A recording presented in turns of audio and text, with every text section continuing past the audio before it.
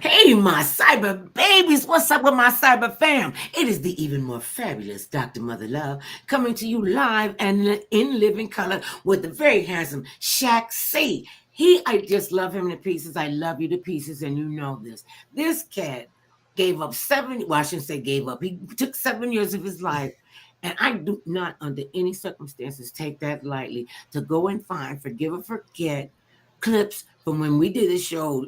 What did you say? 26 years ago, he likes to tell me that. But it's still relevant today. It's even more relevant now with all the crazy we got going on. And Shaq picks through the clips and we see what's going on with the guests and Mother Love on the Mother Love Show. So now what do you have for us this evening, darling? Oh, we got some good stories today. It's gonna be a good one. Do I need my tissue box again? Because you tell me to get the tissue box. You always do. Tissue box. You know you do. I mean,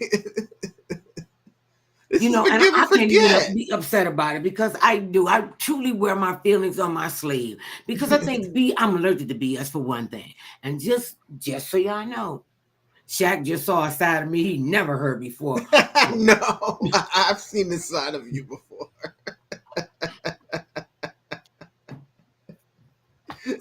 And as many people as I know, they never hear that. Never. Because it's like when you're drinking. One drink is too many and 10 drinks is too much, or whatever they say about that, And yes, people that know me, they would be like, oh Lord, did she just say that? Mr. Kennedy and my son have to be in. Don't say that. Mother, don't say that. Kennedy, darling, don't say that. Okay, what we got going? Because they're going to be, what did you say? That's for me and Shaq.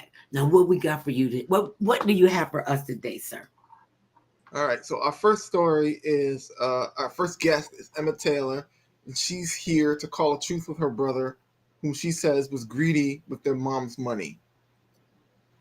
Okay, let me hear about that one, because I got some issues about that. I mean, I got some stories to tell about that one. So let's hear what they have to say. Welcome to Forgive or Forget. And now the host of Forgive or Forget, Mother Love.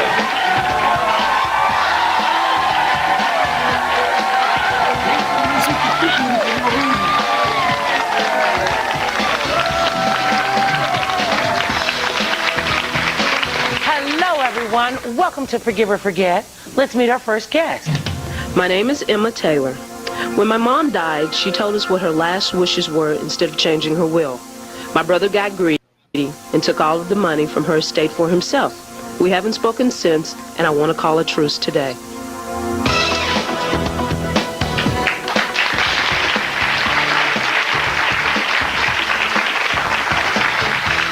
Hi, Emma. Hi, Mother Love. How are you? I'm very well, and thank you very much. Now, Emma, why did your brother take all the money from your mother?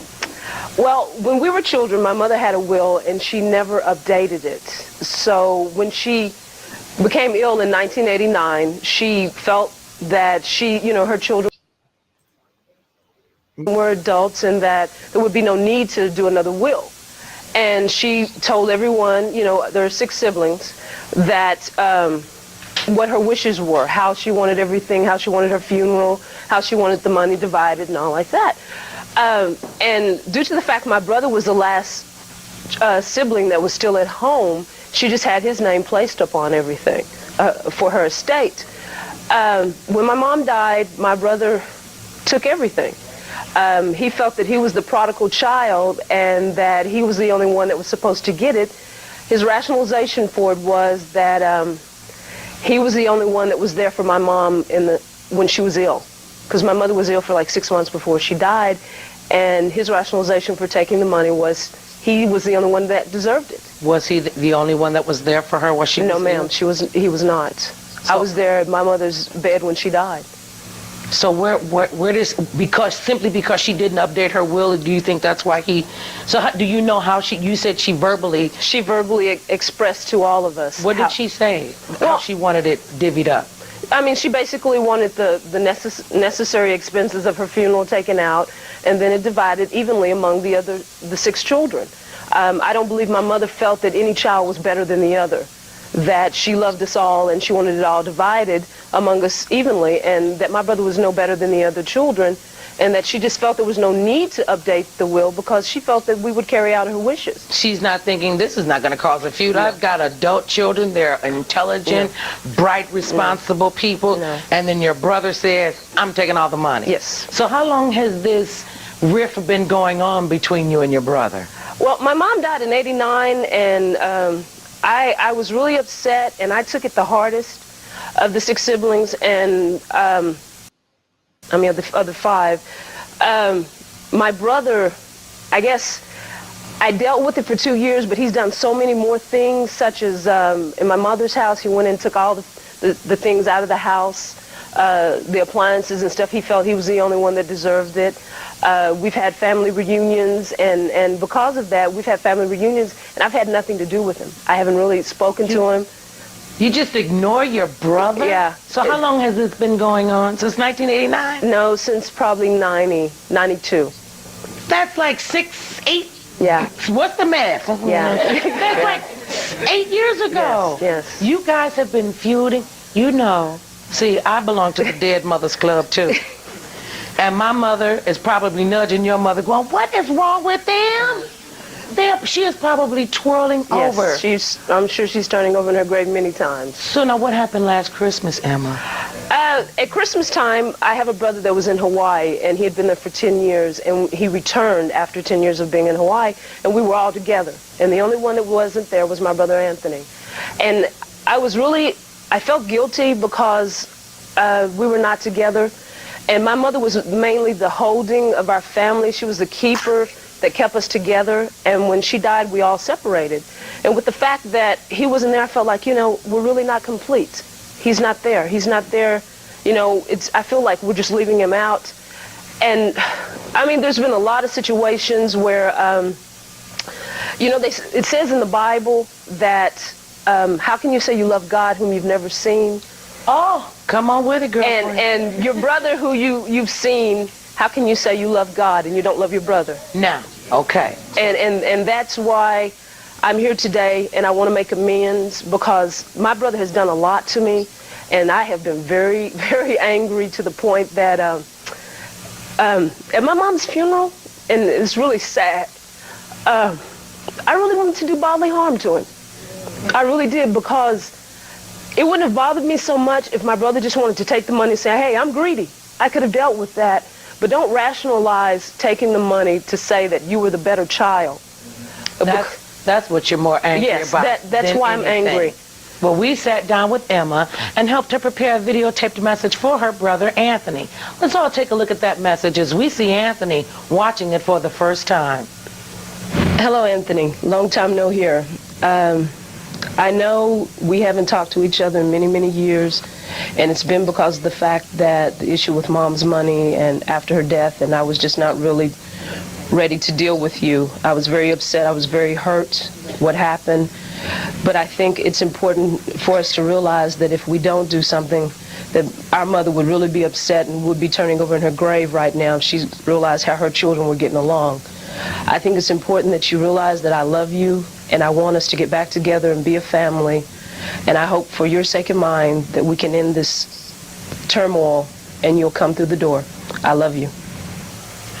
Emma, if your brother is willing to call a truce with you after all these years, he's going to walk through that door. What we're going to do is take a little break, and when we come back, we'll find out if this family feud is over. We'll be right back.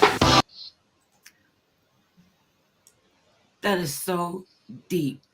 And even when their mother said, and I'm a little concerned because she goes, my mother, like she's not Anthony's mother. Mm-hmm. She's all of their mothers. There were 6 of us. My mother has 6 children, and she made it plain when you know how black people are about leaving a will. What you trying to kill me off? What you need with a will? I'm gonna get everything, and to make sure that did not happen. Our mother wrote it down and made it plain what she wanted to do and how she wanted to, to divvy up her estate. And that kept a lot of stuff out, a lot of crazy out of our family. Because when everybody, sat down for the reading of the will, we all went, what? Wait, what? And And so I can understand from a personal point how siblings could get caught up in that. Well, she's my mother, and I should get this, that, and the third. And I would tell them all the time, look, she's your mother. Yes, she is, but she's 1/6 my mother. All of us got a little piece of her, 1/6, 1/6. And she broke it down and made it plain. And when you don't do things like this, it could bring you together or could cause you to fall apart. She had said that their mother was the glue. And after the glue the glue melted, now what do? And sometimes brothers and sisters feel like, well, we don't have to do anything. She dead. I'll never have to see you another time in my life. I'm like, what? And I understand the dynamic of holding on to that much frustration, that much hurt, that much pain, and feeling like your family is completely disjointed, which in this case, they were. What's your take on that? Everybody got family dynamics. What you think, Shaq? I feel like, I didn't go through this exact thing, but yeah, like you said, like when my mom passed, she had a will, and I was in charge of the estate, but we were kind of surprised that she had half of her, like whatever money she made goes to her brother. And I don't know if I told you. I think I have told you, but I don't know if I've said it on here on the show. But like my uncle was really nasty to my mother in the last few years of her life, and so we were kind of upset that that she decided to. It was her decision, so we couldn't say anything. It was already too late anyway. But we were kind of surprised when we found out that half of whatever she got went to him. Then after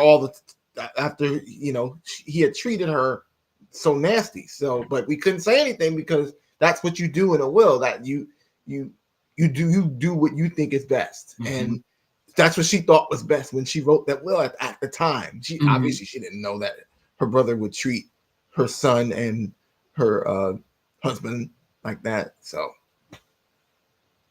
and that's a painful thing, especially when it's somebody that close and you go, okay, well, you were not here. And I got that same thing too. They're like, well, you live in California. If you had been really caring about mama, you'd have came back. You came back. No, that's not what it didn't work out. No, I'm not doing that. And when my mother came out here right before she passed away, she came out to visit me and our family. And she's supposed to stay for 2 weeks and go and see her younger sister down in whatever, Louisiana, someplace. And she said, no, I want to be here with you. And all of us look for the parental validation of our existence from our parents to say that you are my child and I'm proud of you, or you got my child, you get on my last nerve. And, and so when I got when I got my mother's validation of the decisions that I made and, the path that I was on, man, I tell you, when you don't get your mother love right, you get all jacked up. And she actually gave me her mother love to me. I could have fell down the stairs and stripped my clothes, rent my clothes, went out through the condo buck naked because I was so happy. Oh, that was not good, mother. I was so happy that she saw me. She saw me separate from my brothers and sisters. And she said, each one of you have a different kind of personality. And when you have all them kids and everybody got a different kind of personality, and we all became teenagers at the same time, see, and she would say, nah, if I have to kill one of y'all, I'm gonna have to kill all of y'all. They're gonna put me in the penitentiary. I ain't going to the penitentiary. Soon as they see the food bill and how many shoes y'all got, they're gonna say, well, man, I'm just, so the family dynamic, and this is why it's so important to keep that dynamic, the positive, and get rid of the negative, and let that come off your back, because this is what she said. She hadn't spoken to her brother in 8 years. Yeah, I want to speak to my brother in 8 years. One of us is dead. Okay, let's find out what in this is.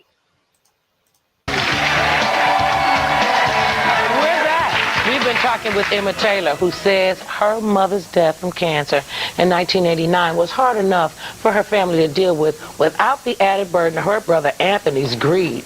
Emma says her mom verbally expressed her last wishes instead of actually changing her will. And Anthony ended up taking advantage of the situation and taking her mom's money for himself. And I should say their mom's money for himself, because this was your mother too. And Emma, I know you want to put all of this behind you and call a truce with your brother. Now, if he's willing to do that same thing, he's going to be standing on the other side of that door.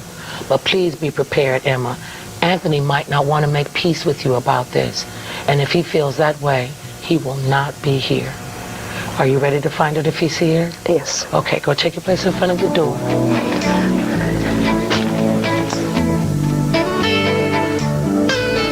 All right, Emma, let's open that door.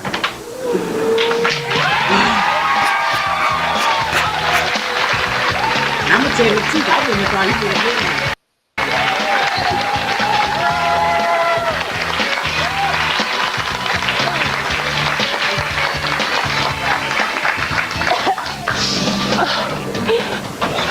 Tell your brother what you want to do.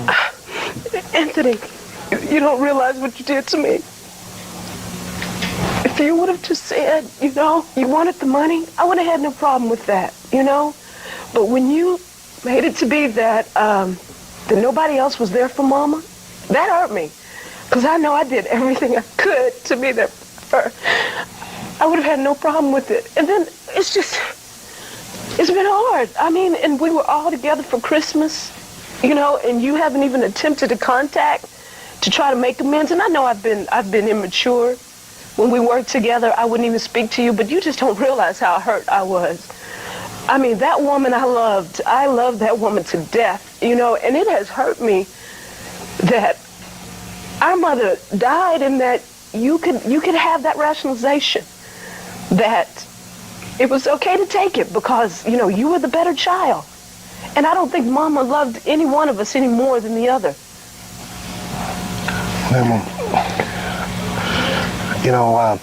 I was there with Mother during the whole time. I was there in the house with her. And, I didn't know she was in that much pain. My girlfriend, Deborah, would come down and stay with her, and I would go to work and I would come back and she would tell me how sick she really was. In reference to this money and everything, I didn't know anything about it. When John come to the hospital to visit Mother and everything, and he had asked her in reference to the house, who would get the house and who would get the things that belong to everybody, and John stated that he wanted the house and everything. And at that time, Mama got very upset. She got mad. She started crying. And she told me about it. That John had come, that she wasn't even dead yet. And each one of y'all have come and asked her what y'all wanted to the house. And she called me in the room and told me all about that. And she said that I'd never even asked for anything. And like I explained to her, all I want to do is be there with her from this time on. I didn't know nothing about all of this. And then whenever she did die, when I did just leave the hospital, I just left the hospital and got back home. And the doctor did call me and tell me that I don't think your mother's going to make it through the night. So I turned around and left, come back, and by the time I arrived back to the hospital, she'd already passed. And then after that... Wait, Anthony, let me just ask you this, because it seems like what you're telling your sister is something that you should be talking about in a lot of detail. Right. And what I would like to know is, your mother's been gone since 1989. Mm-hmm. You and your sister haven't spoken. It's caused a rift and heartache in her life, and I can see in yours as well. Mm-hmm. You come through the door. Are you ready to put this behind you? Yes, ma'am. Yes. Are you ready to be in your sister's life? Yes. So this part is over because you can't go back and get your mother. Right. And she would be, Sam, I can hear her. She's coming to me. She's saying, Mother Love, get my babies together. They're grown, but sometimes they can be my applehead kids, and I don't want this for them. Can you just be there for your sister, and you, Emma, be there for your brother, and the two of you get past this and put your family back together, and the two of you be the glue for your family? Can you do that? Yes. Emma? Yes, I can. You tired of being immature? Yeah. There's your brother. Yeah. Just give him one of them big old sister girlfriend hugs. Thank you very much. We'll be right back. The hardest working person on that entire set and on that entire show Mhm. was the makeup artist. They were like, Mhm. "Oh Lord, there she go. Let's fix her makeup again." And I remember that because they was like, "Why is her eyelash on her cheek?" And I was trying to be a big girl. And they was like, "Okay, go." And you see, they talked for quite some time together. And they needed to do that while I was trying to put my face back together. And they said no. And they come and fix my face, put my eyelashes off my cheek, and put it back on my eye. People carry around so much unnecessary anguish. And this is what I believe, just because they want to be right. When babies all the time, you're not right. You know, you got to be able to say, you know what, I am not good at this. You know, let's get together, you know, and do our thing, you know, and sometimes family will just crush you. And because they're family, and what they say, blood is thicker than water, blood is, it's going to be, we don't need to make a messy. Okay. I'm all right. I'm just thinking about the crazy dynamics in my family, and you know, and we all got crazy in our We family. all have that. Yeah, I was just about to say that. If you have not been through hell and gasoline draws with your family, you sit them fooling yourself. You know, oh no, this will work. And you know, people will live in denial, and they could do it for a long time. Unfortunately, you know, and it takes away so much unnecessary time of just being mean. And I'm never Yep. gonna forgive them. I'm never gonna do it.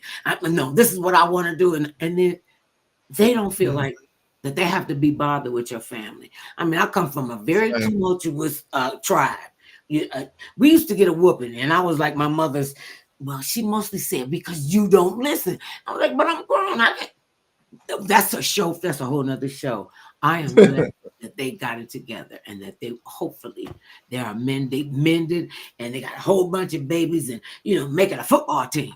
Okay, what's next? Yeah. That's why I'm putting Right. makeup today, because I got them. Welcome back. Let's meet our next guest. My name is Crystal Faulkner. My friend's boyfriend was cheating on her for over a year. I knew it all along, but I didn't tell her right away because I didn't want to get involved. When I finally told her, she got mad at me, and she hasn't spoken to me since. Today, I want to apologize.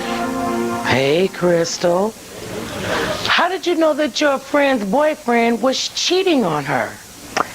Well, Mother Love, I've known her boyfriend since I was 13 years old. And he introduced me to her about 3 years ago when they first got together, and me and her became really good friends. And I had hurt my back, and the state was paying someone to help me come to my home and help me. So I hired him because I know he needed the money. And so she knew I would see him every day. So she would ask me. He would cheat on her. He would hit on me. He would ask me to hook him up with other friends of mine. He would talk crazy about her. And then she would ask me the whole time, because she knew I was with him, oh, is he cheating on me? Does he say this? Does he? And I would lie to her. I'd say no, because I didn't want to get in the middle, because they were both my friends. And I felt like if I do this, I'm going to be stepping on stones here. So it finally got to the point where he got he started sexually harassing me, like showing me his penis. Oh, wait. Oh, my goodness.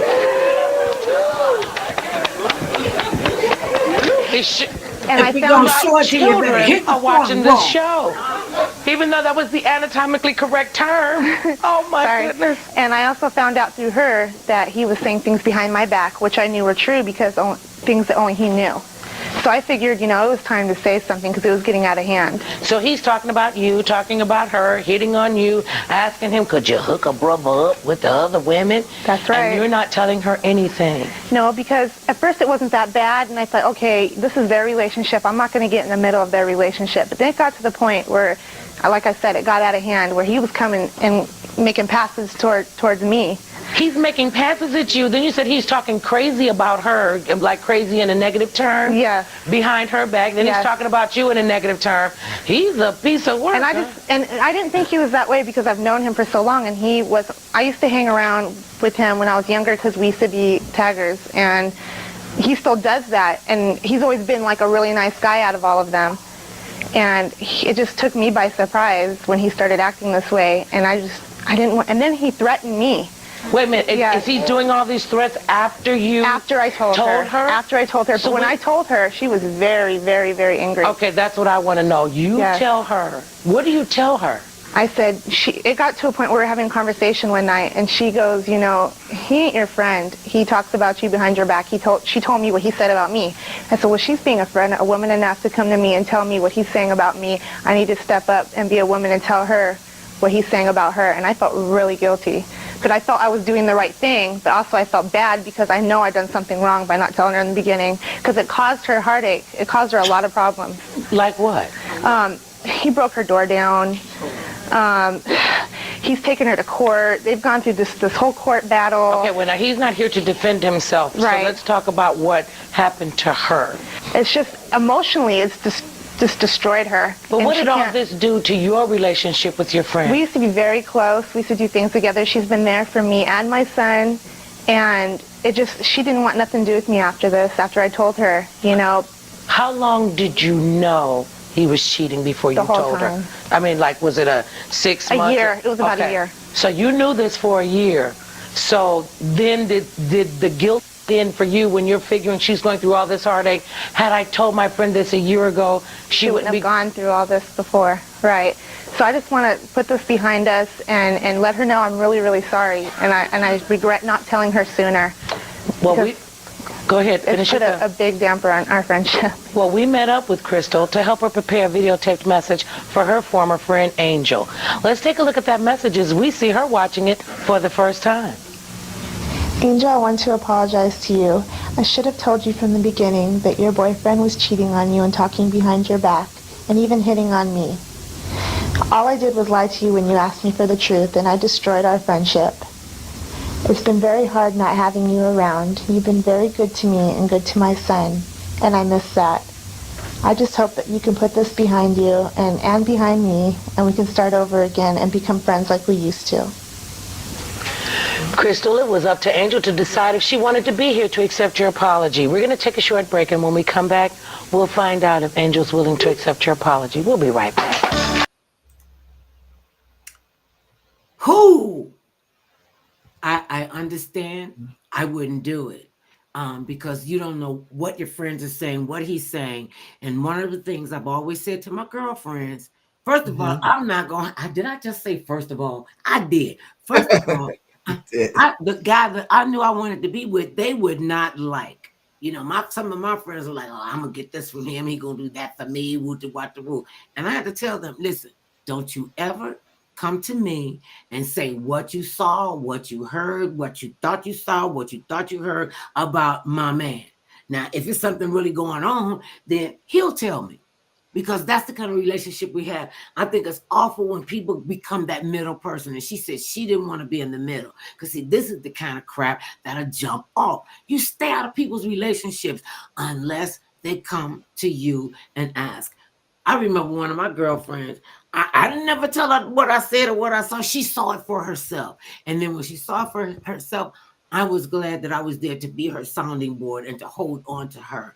And she said, why didn't you tell me? Why didn't you tell me? I was like, because that was not my place to tell you that. I'm not going to jack you up. And I told him, oh, you better fix it, or it's going to be hell to tell the captain, because I'm not carrying this weight for you. No. And a lot of people get involved in other people's relationships. And even when she said, Crystal said, he was even hitting on her. This is her best friend, and you gonna be that trifling? See, he would have had to be there for me, because he would have got he'd have been called the sack of you know what. All right. So what do you think about that when people get in the middle of other people's relationships and they get bad news? Wow, that's tough, because you really want to help your friend, don't you? You really want to be there, be like, hey, look. But then see, you always run that risk of that friend not believing you and you losing your friend because of it. So it's a tough situation. I mean, I don't know. I wouldn't know what to do. I would tell my friend if I saw something going on. Like, you would tell? Yeah, if that's my friend, I and I wouldn't say it see, out loud, but I just like kind of, you know, I hold just, the situation. yeah, I would like lean, like, I don't know, throw hints out there and be like, like I wouldn't be outright all blatant about it. You would say your girlfriend is a hoe, and I just want you to know she a hoe, and you don't know. That's just what's real. So this way, Yeah. you know that I really self-centered, section. What is it? Well, I had to calm my own self. Yeah, self-censored. I Yeah. get all upset, and and they're like, "Did she just call?" If you're a hoe, you're a hoe. You want me to talk to you like you not a hoe? I'm not gonna do that. And I remember it was this one guy. I really went. You haven't showed that one yet. I went clean off on this guy. I know you probably got the episode. I went clean off. He was sitting there like, oh, with his bodacious stuff, and and I was like, oh, so we'll save that for another show. When you get to it, ooh, I went off on him. They were like, Mother Love, stop. You done just chewed the dude out. He's sitting on the floor in a puddle of stupid. Because I know you just stupid. And you think we're gonna listen to your stupid butt talk that? No. See, I did try to hold my emotion. I'm lying. No, I didn't. Okay. That's why they love me, because I'm gonna tell the truth, and I'm gonna tell the truth all the time. And you don't get involved in other people's relationships unless I take that back. You should not get involved in other people's relationships if they become abusive, and all of the kind of abusive, mentally, physically, emotionally, monetarily, because dudes, I buy you this and I buy you that. You can't tell me what to do. I'm like, okay, see, my mama, when we was young, I found out the hard way. I had this boyfriend. This is in my BK days before Kennedy. And I just loved him. He was a big guy. They used to call him heavy set back then, dressed to the nines.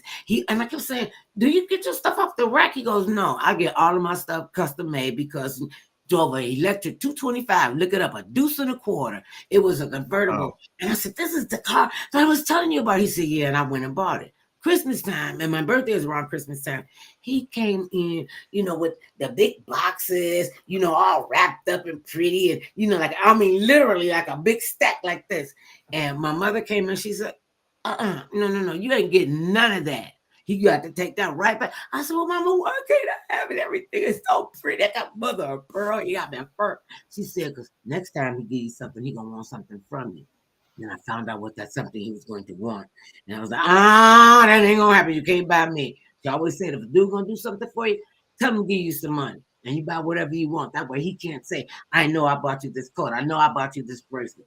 And when they're abusive, you get out. Get out. Mm-hmm. This young girl she was much younger than, not much, but she was younger than me. Pretty girl. She was like Becky with the good hair. To look at her aesthetically, she was a beautiful young woman. To listen to her talk and the relationship they had, she was friends and close to all of the people in her ilk, her family and everything. She gets hooked up with this crazy dude, and they, doing a thing. And some of us like bad boys. I ain't like bad boys. I like the bad man. I like the bad man. And so he was one of them. This guy was so awful to her, and she was fair skinned. She wore long sleeve sweaters in the summertime. And I said, wait, baby, what's going on? Well, they said stay out of their business. Okay, stayed out of their business. She was going to one of her friends' house or one of her relatives. She was walking up the driveway, minding her own business. Somebody told him where she was staying because she was trying to get away from him. Don't you know that sorry individual told her, you got to get in the car. You get in the car. She running back toward the house. And she like, no, I'm not going to let you keep doing it. That son of a biscuit eater shot this child in the back, killed her dead. Oh, man. Well, that's what it did, would be killed, would be dead. And yeah, I just heard about that. I just thought that. And it was awful. It devastated. And you never know who is going to be, hurt by this, changed by this. He shot this girl in cold blood, shot her down. And then, I ain't gonna need to say it. Then he started running from the police and hid up under somebody's house. They caught him. He went to jail. And it was premeditated because he had a gun in the car. He only had to do 8 years in prison. He should still be in prison. That was when we butted in. And sometimes you just don't. But it wasn't because of us and us butting in. It was because we told her you are stronger than that. You stand your case. Let him know that's not who you want to be with. And this that's why I said I don't get involved in people's business if I don't have to. Okay, let's get involved in their business now. Welcome back. We're here with Crystal Faulkner. Before the break, Crystal apologized to her former friend Angel. Crystal says Angel stopped speaking to her after she found out that Crystal withheld the information that her boyfriend was cheating on her. Crystal, if Angel is willing to accept your apology for withholding this information from her for a year, then finally telling her she's going to be on the other side of that door, but please be prepared. She might feel like, well, you withheld the information, you really weren't her friend. Right. And we've just had a big debate in the audience. Because this is a very peculiar situation. What do you do? And you thought you were doing the right thing. Are you ready to find out if she's here? Yeah. Go take your place in front of the door.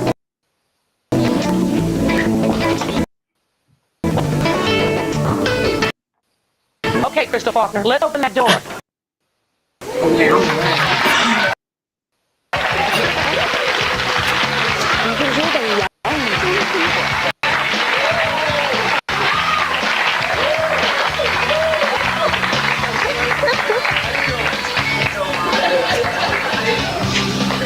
Okay, Crystal, tell her what you want to tell her. Angel, I am so sorry. I feel really bad about what happened, and I know I should have told you sooner, but like I said, I felt like I was in the middle, and I didn't want to do that until I realized it was getting out of hand.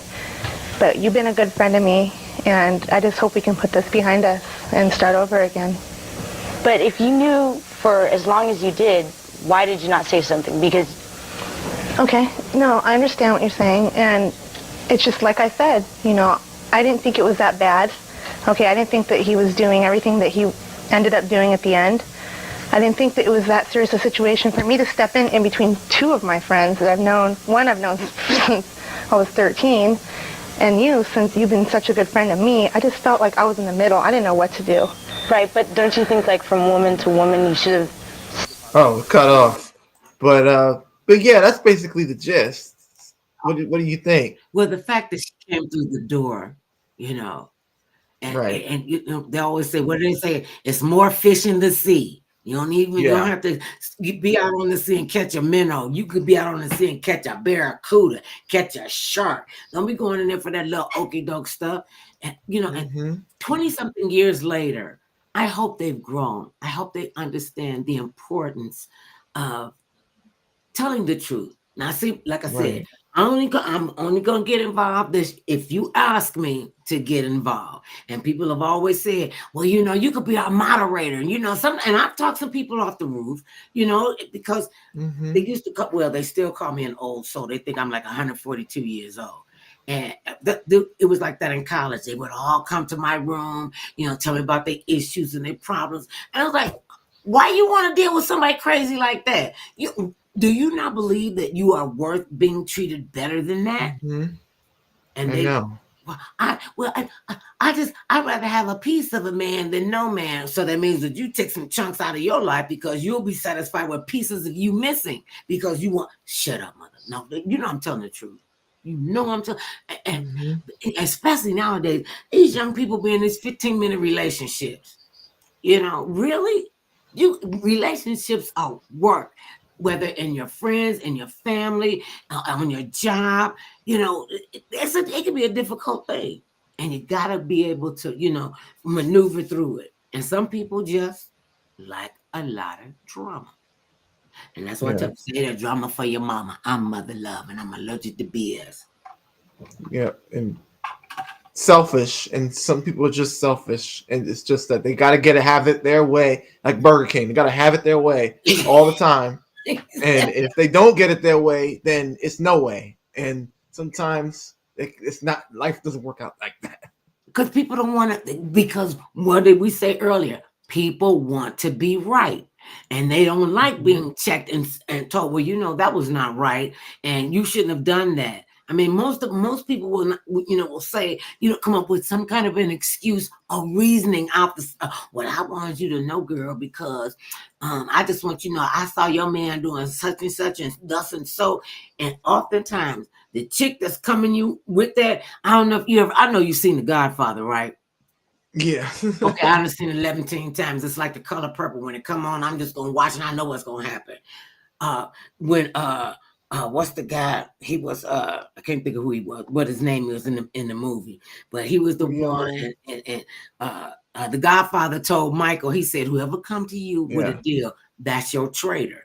I'm trying to be all with you, and everything." And he came and told them, "Well, I just don't want to be happy with them. I could do better with you." Soon Michael and them found out, they took him out and got him strangled, and he was sleeping with the fishes.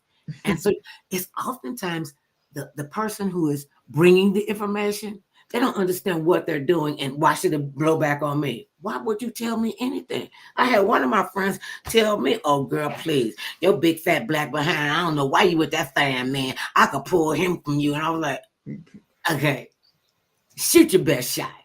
Go ahead on, shoot your best shot. Kennedy came in and she was trying to shoot her best shot. We used to have this really long hallway.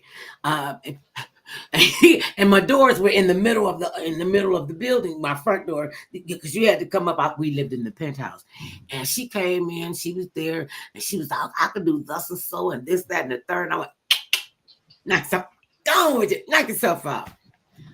He wasn't even there 3 minutes before he came down the hallway. He said he was laughing. "I don't know what's wrong with your girlfriend. She just said the stupidest thing to me." I was like, "What did she say?" She said she could pull me from. He couldn't even get the words right. And I was like, "Really?" He was like, "That ain't somebody." Come to find out, she was trying to pull him. She was, doing little things. He was like, don't even get to me like that. You are being rude and disrespectful, and I'm not going to play into it, And I didn't have a problem with him checking her. She had a problem with him checking her because of me. And just because you got Becky with the good hair, that was way back then, but they used to say women when they light, bright, damn near white and got the straight hair, that's who is going to be the best one. I was the best one. And I was like, "Well, why you like her like that?" And he said, "Because she's a bad mama jamma." That's what he told me. And that was all. See, you don't get involved in other people's conversation. Okay, now where we going? I'm ready. All right. I'm bringing up too much of my My name life. is Roy McLemore. I played pro football, and I got used to a lot of admiration and attention. Since my career ended, I've taken my frustration out on my wife. I've cheated on her and spent our money. Now we're living apart because I couldn't even pay our rent. I owe her a big apology. Oh, Roy. Well, how did you let that football career go to your head? Mother love, I came from a family that was very poor and whatever. But then through football, high school, college, and pro football, I gained a lot of admiration, whatever. People were looking up to me and this type thing. But then when my football career ended, I didn't like coming back down to just being a normal, everyday person. I still wanted that same admiration, what have you. Wait, excuse me, sir. Coming back down to being a normal person? Wait, we kind of normal people, so what, you feel like you schlepping with us now? What?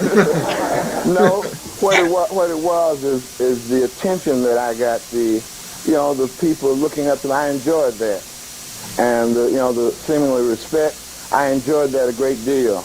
And so when the football career ended, in order to still maintain that, I'd do just about anything to do it, to get it. So it was almost like the attention and the adulation was like a drug to you. It was. Because I hear people say they would do anything for drugs to get that high. So it was like a high for you then. It was. You was willing to do anything. Well, most anything. Such as? And what I did do was, in order to get that admiration and attention, especially from females, is I would go out of the way, go the extra miles to, like, birthday or something. Some female that, maybe I knew her, she knew me more by name than anything else, but I'd hear somebody say something about her birthday's coming up. I might buy her a nice watch. And you didn't even know her? And didn't even know her, just simply because I want when she hear my name, oh yeah. Ooh, Roy bought me this. You know, he plays pro football, and I got this from Roy McLemore. That kind of thing. So, and it got to the point that you were even cheating on your wife? Well, see, in many cases, I was not doing it to get that type closeness to a female, but sometimes through what I was doing and Wait, Roy, wait. Were you giving these gifts to these young ladies when you were married? Yes. Okay, so you see, you know, you was all out of order with that one. Yes. Completely out of order. What makes you go over the edge, and then what makes you stop and say, this is enough, I'm not going to do this anymore? The thing that made me stop was what has finally happened. That's my wife and I separating, and I'm talking about divorce. Because I'm married to the greatest woman that any man could want for a wife. Wait a minute, speaking of being married, this is your first wife, though? No. Second wife? No. Third wife? No. See, I just want, okay. So what number is she? This is my fourth. This is your fourth wife. So do you feel like you finally got it right this time? And you went so far to, did you do this with all your wives? No. Well, to some degree, yeah. Okay, yeah, because it seemed like you were setting up a pattern for you to have gone this far. Well, Roy, before we hear your apology to your wife, Brenda, I wanted you to hear what her mom, Mary, had to say about the way you treated her daughter. Roy has been bad news ever since he came into our life. He has threatened my daughter. He is very jealous and very possessive. He has uncontrollable temper. He has knocked her around and slapped her around and did her real bad. He runs around with prostitutes and gets smart and tells her to leave if she doesn't like it. But it would be very wrong for her to go back and live the same life over again. That's your mother-in-law talking. You running around with prostitutes? No. I thought you were just courting a young girl. No. Well, we sat down with Roy to help him prepare a special videotape message for his wife, Brenda. We have Brenda live backstage with us today. Brenda. Hello. Hi, welcome. Thank you. I'm going to play a message to you from your husband, and then I'm going to ask you to make a decision about whether you want to come through the door. Okay? Okay. Okay, let's all take a look at Roy's message now. I owe you a great and tremendous apology. I love you very much and I miss you. I need you back into my life. I know that I destroyed our financial structure by the way that I misused money and wasted money on other people trying to impress people. It seems that when I was playing football and had everyone's admiration, that was where I thought I needed so badly. So to get it now, what I've done is I've spent money trying to impress people. All I need now is for you to be on my side, be at my side. The only person I'm going to impress is you.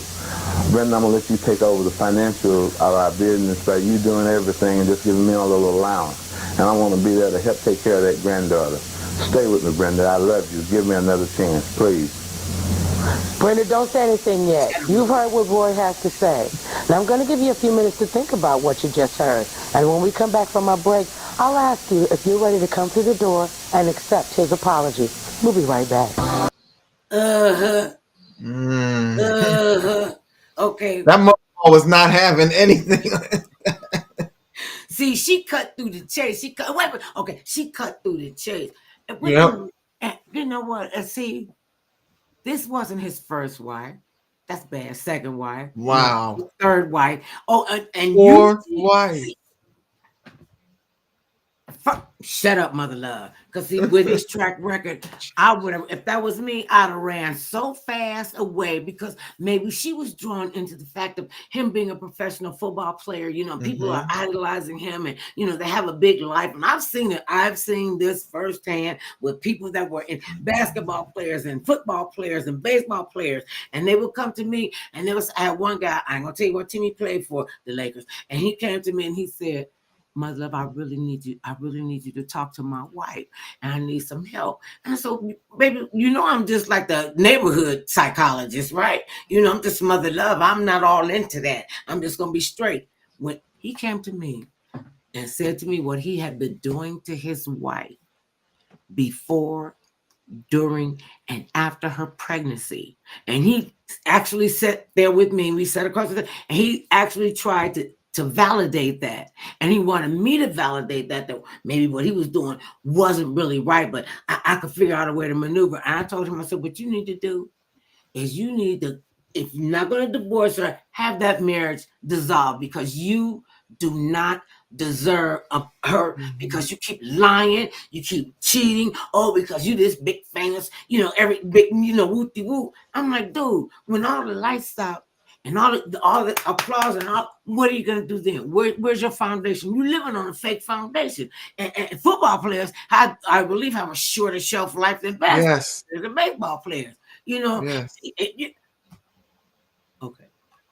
Okay, let's go to what, because I can get myself all riled up for Welcome back. We've been talking with Roy McLemore. He says he got hooked on all the attention that was paid to him during his pro football career, especially the attention of young ladies. And he admits that he spent years trying to hold on to that attention, even if it meant cheating on his wife and spending money he didn't have. Now, Roy, I know you want your wife Brenda to accept your apology for your cheating ways and messing up the money like that. Now, I understand that Brenda left you, though, 3 weeks ago. Yes, we split. So you're really trying to make amends and trying to fix this relationship. Well, if she's willing to allow you to do that and accept your apology, she is going to be standing on the other side of that door. But be prepared, Roy. She might feel like, look, I have put up with enough of you and enough of your mess. I'm just not going to go through this. I've left you, and that's it. So you have to be prepared for that. I understand that, and I'm not expecting her to just say, okay, here we go, starting all fresh over, everything is forgiven immediately right now. But what I'm just hoping that she's willing to, let's work on it. At least make this a start. Yeah. Make this a new day. Okay, Roy, go take your place in front of the door.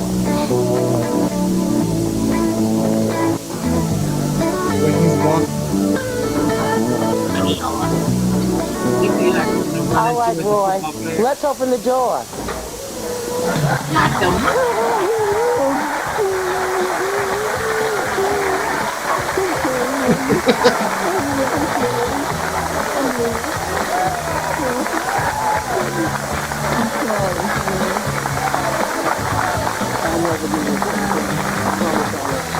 I'll never. Okay, wait, bring her out, Roy. Bring her out. Well, maybe I have to get your room. We'll get it, don't worry. You don't need it now, look like. you got a little pep in your step. Boy, tell Brenda what you brought her here to tell her. Brenda, I owe you a great apology. I've done wrong. I've done you wrong. Done things that wasn't necessary. The admiration and stuff that I thought I needed out there, you're all I need. I miss you, and especially I miss our granddaughter. Roy, how do I know? You have apologized so many times before. So many times. How do I know you are for real? Because you brought me all the way to New York? No, because I'm told not just from my head, not just from my mouth, but from my heart. Do you realize? I really love you. Do you realize how much you've hurt me? Do you know? Do you know the pain? Do you know the women, the late nights, All I can do is estimate on what your pain is. I can't say I know your pain. I know what my pain has been these last 3 weeks without you. It's like, I don't know, it's like every day it doesn't have any sunshine in it without you. I need you. How do I know that you are for real this time? You'll see. You'll see. Wait a minute, he's not finished. Go ahead. You will see. As I said, to start off with, just to get the finance things, so you'll know that won't be messing up. You'll have total control of it. So we did that before, remember? But you didn't have total control of it. I just kind of let you have part. But I'm talking about you'll have total control of it. I've worked so hard, Roy, to make us have a nice house, a nice home. You have beautiful things in your home. And one night, they're gone. How do I know this is for real? How do I know? I forgive you. I love you very much. But I don't love your ways. I do not love your ways. Tell the truth, shame the devil. That's what I'm willing to change. That's what I'm going to change. I know, like the things that messed us up, I know it was my fault. I did it. So I know what caused the problem. In other words, it's like I know the car won't go any further because there's no gas in it. So I know how to put some gas in the car. And I know the car is not going to go in any direction except where you steer it. So I know how to steer this car where it goes to the right places. Well, we got one of the steerers here. We have Oh, she's right there. Miss Mary, how did you feel about your daughter coming through the door and accepting his apology? It's all right to accept his apology, but I would never go back and live with him. My daughter has had pure hell in the last years, and he knows it sitting up there. He's supposed to be a man of God. He's supposed to be a Christian. He hasn't lived it. He would batter her and argue and fuss and cuss her out and get up and go in the pulpit on Sunday morning. That is not a married man's life or a minister. He needs to do a lot of changing. A lot of the things that she's talking about is not things that she knows. I do. Some of the things. I do know. Well. But now this is. And she's afraid not to go back to him. You don't know what he's got up his sleeve. He's not going to be outdone. And that's why he's here on national TV. He's Dr. Jekyll and Mr. Hyde. I know that. If she stay out of our marriage, it would help a lot. What? If she stays out of our marriage, it would help a lot. It sure would, because I know what you're doing. You have a prostitute right in her living room. I know that. No, you don't know that. She chased one out of the living room. She laced it. Did you see it?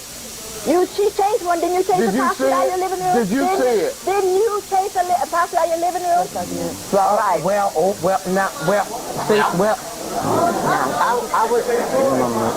I was trying to help a brother out here, Roy.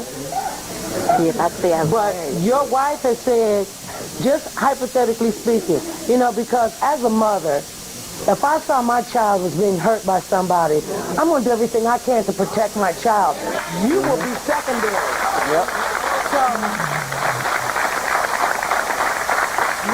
I do understand where she's coming from. I really do understand where she's coming from. But once the two of you took a marriage vow, you took a vow, Brenda, to make sure that you took care of him. And Roy, you took a vow to make sure you took care of her. And for 12 years, now Brenda's been going through this for 12 years. This isn't just some fly-by-night relationship. You all have been going through this for an awfully long time. Now she knows what kind of person you are. She knows who you are and what you're about. Despite that, she walked through that door. So obviously she's telling you something. No matter what her mother says, no matter what any of us say, no matter what this show says or does, Brenda has said to you, I love you, but I don't like you. I don't like your ways. I don't like what you're doing. And she has said, and it's a very fair question, what are you going to do, and why should she believe you now? Why should she believe you now? Because we've never been this close to a total breakup. Now, you know me, and you know me well enough to know that I can do anything that I set my mind to doing. And you know, if I set my mind to doing it, even my fantasy hours, Tina Turner couldn't turn my head. But and you know that if I make up my mind is made up to the fact that I want to spend the rest of my life with you, and also I want to be there to help raise our granddaughter.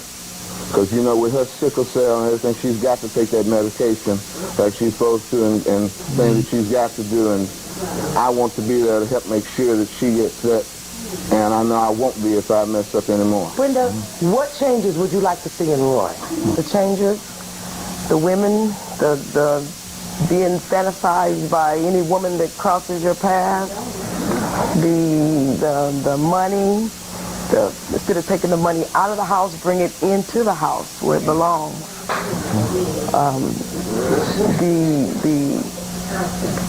Just being a husband to me, being a husband, support me, just support me. All I want you to do is support me. Deep down inside, I am hurt. I am hurting. I'll forgive you, but it's going to take a long time for me to forget it. I forgive you, but it's going to take a long time to forget the things that I've been through with you. Well, Roy, it seems like to me that after Brenda, since she's walked through that door, it's time for you to go to work. You thought you worked on that gridiron. Let's see you work that hard on fixing this relationship. So I thank you for sharing your story with us. We'll be right back. Oh, he was laying it on thick. I mean, the idioms and the metaphors just kill me. I'm like, Okay. come on, dude. This one. I think this is the worst.